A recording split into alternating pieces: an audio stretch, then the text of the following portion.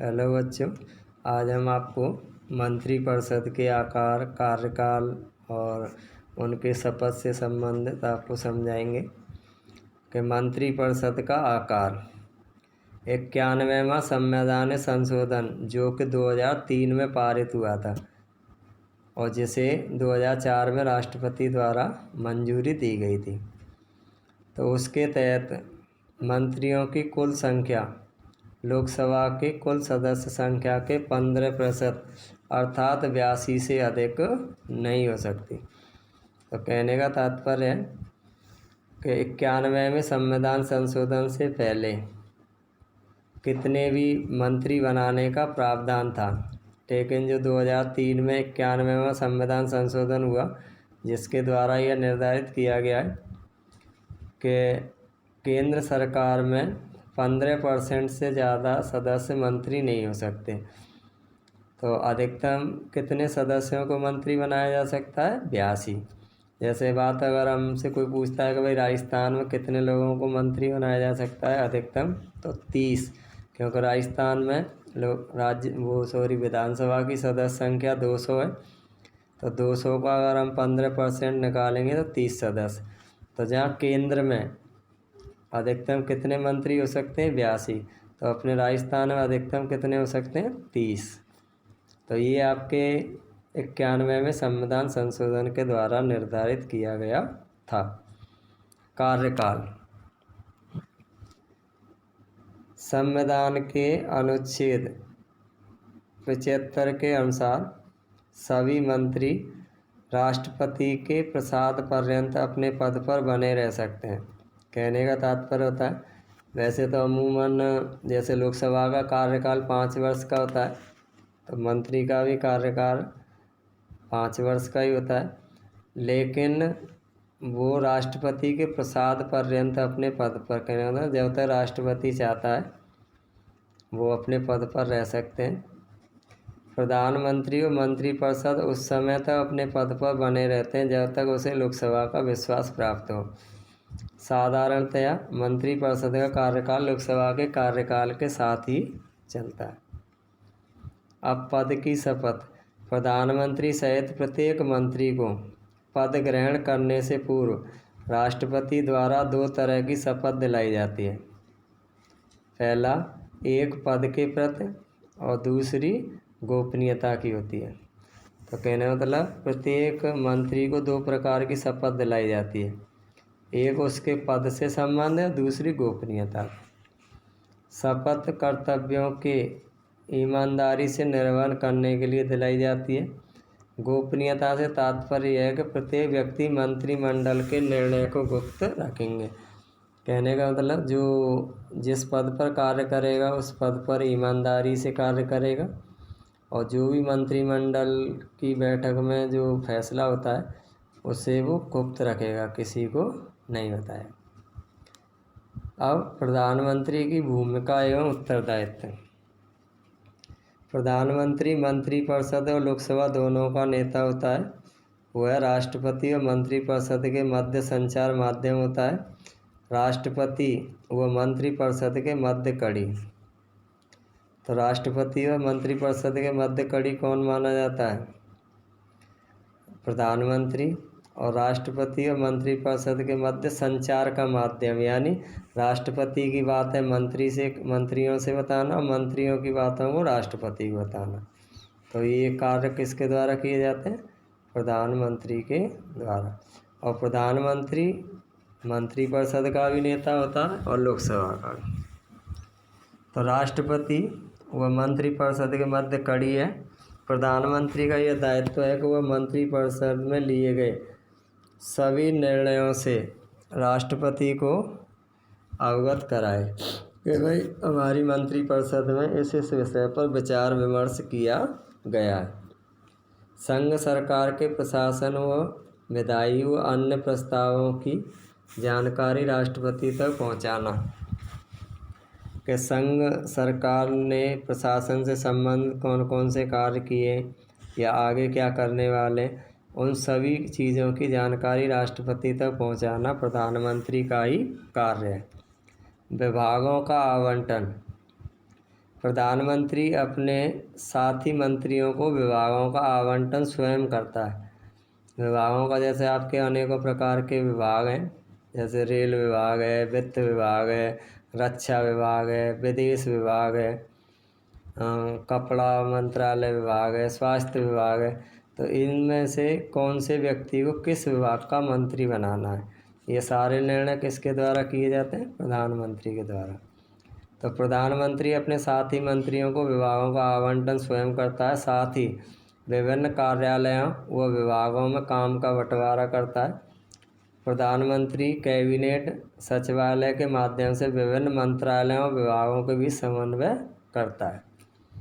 तो अगर जैसे अलग अलग विभागों किसी चीज़ को लेकर विवाद है तो उनके विवादों को दूर करवाता है, उनमें आपसी सामंजस्य बिठाने का काम प्रधानमंत्री के द्वारा किया जाता है। मंत्रालयों का प्रभारी। प्रधानमंत्री कुछ विभाग या पोर्टफोलियो अपने पास रखता है, उनका आवंटन अन्य मंत्रियों को नहीं किया गया हो। यानी अगर वो चाहे तो कोई भी विभाग, चाहे रेल विभाग, वित्त विभाग, रक्षा विभाग, जितने भी विभाग होते हैं उनमें से कोई विभाग अपने पास रख सकता है अगर चाहे तो। वह साधारणतः अपने पास रखे विभागों या मंत्रालयों का प्रभारी होता है। मंत्रिमंडल का नेता। प्रधानमंत्री कैबिनेट की विभिन्न बैठकों का आह्वान करता है और उसकी अध्यक्षता करता है। वह इन बैठकों में क्या कार्य एवं विचार विमर्श होंगे उसका भी निर्धारण करता है।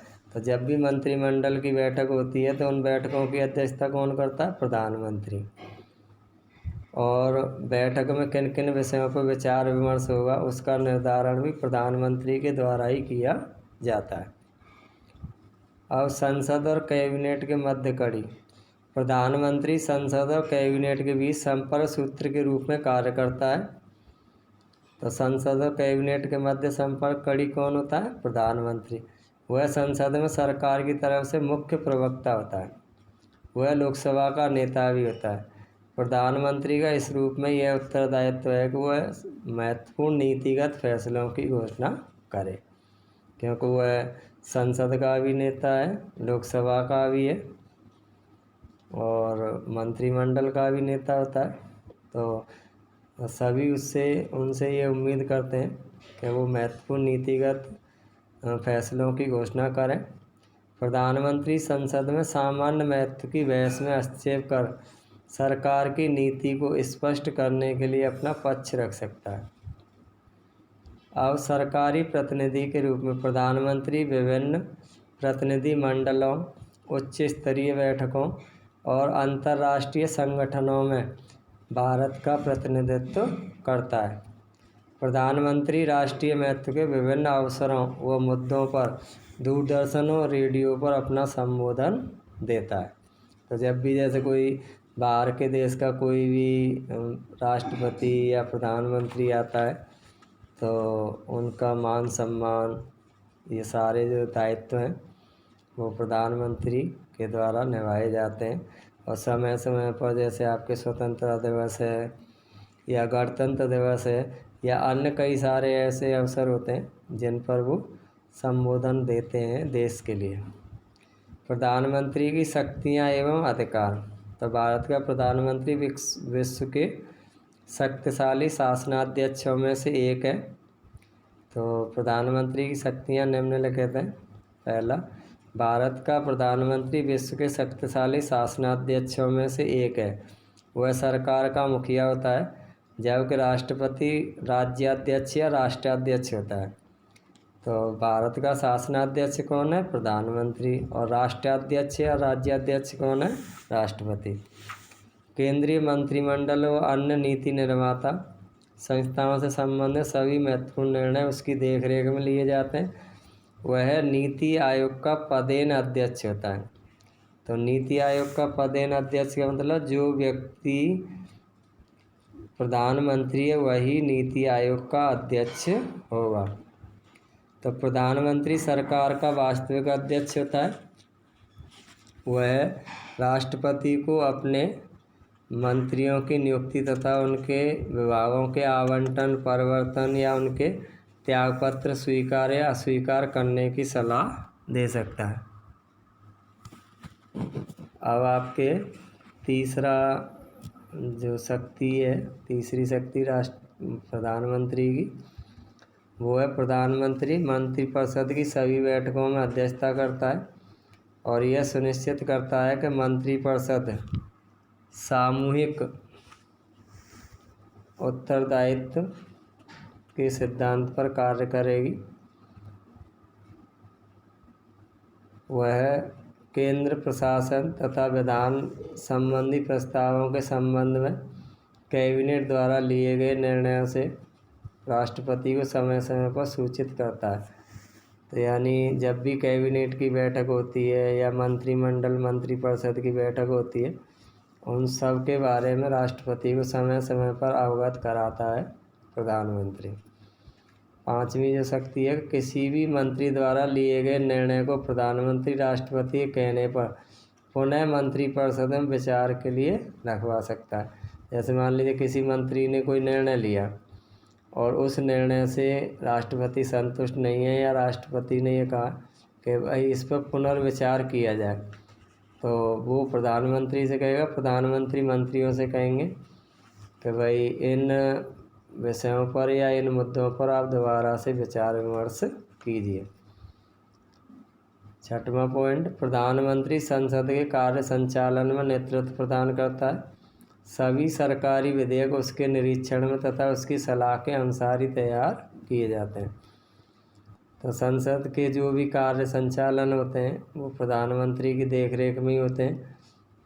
वह सभी सरकारी विधेयक, जैसे मैंने आपको पहले ही बताया था कि सरकारी विधेयक वह विधेयक होते हैं जो किसी मंत्री के द्वारा संसद में रखे जाए, और गैर सरकारी विधेयक जो मंत्री के अलावा किसी अन्य सदस्य के द्वारा रखे जाए। तो सरकारी विधेयक उसके निरीक्षण में या यूँ कहें उसकी सलाह से या परामर्श के अनुसार ही सदन में रखे जाते हैं।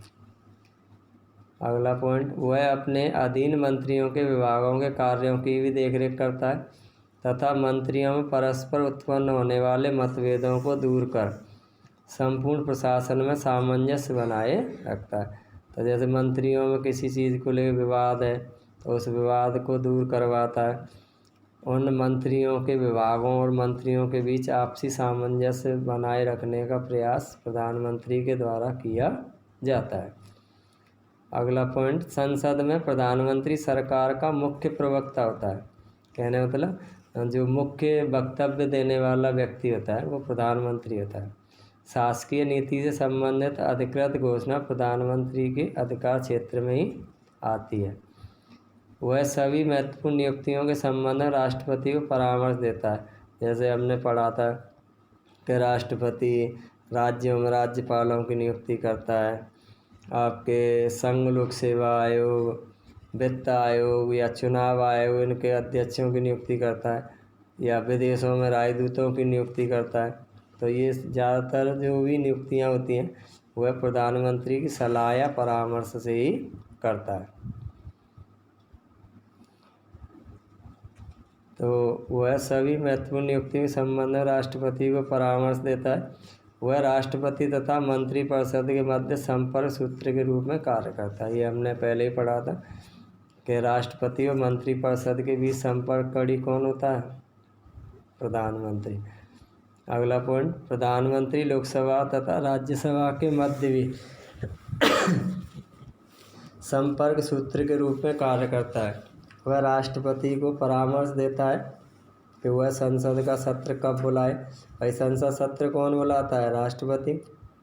वह संसद सत्र का सत्रावसान करता है और लोकसभा को भंग कर सकता है।